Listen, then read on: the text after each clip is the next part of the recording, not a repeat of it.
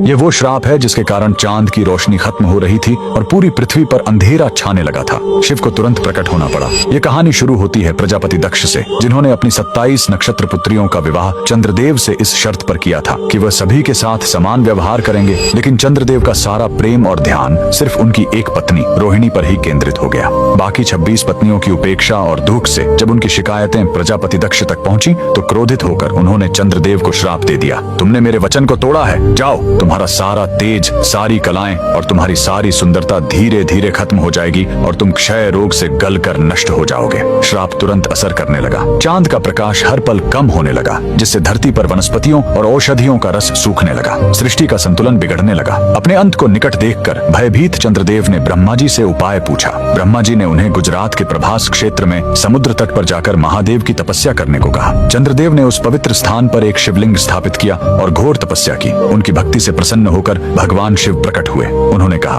मैं दक्ष के श्राप को पूरी तरह खत्म तो नहीं कर सकता, लेकिन उसका प्रभाव कम कर सकता हूँ। शिव ने वरदान दिया, तुम कृष्ण पक्ष में 15 दिन क्षीण होगे, लेकिन शुक्ल पक्ष में 15 दिन फिर से पूर्ण हो जाओगे। उन्होंने चंद्र को अपने मस्तक पर धारण कर लिया और चंद्रशेखर कहलाए। और जिस ज्योतिर्लिंग की चंद्र ने पूजा की थी वो सोमनाथ, सोम यानी चंद्र के नाथ के नाम से प्रसिद्ध हुआ। और यही सोमनाथ मंदिर भारत का पहला ज्योतिर्लिंग आज भी गुजरात के वेरावल में उसी समुद्र तट पर शान से खड़ा है, जहाँ चंद्रदेव ने श्राप से मुक्ति पाई थी। लेकिन रुकिए, इस मंदिर का एक और रहस्य है। यहाँ मौजूद बाण स्तंभ यह बताता है कि यहाँ से लेकर दक्षिणी ध्रुव तक समुद्र के रास्ते में कोई जमीन नहीं है। भगवान शिव के भक्त कमेंट में हर हर महादेव जरूर लिखें।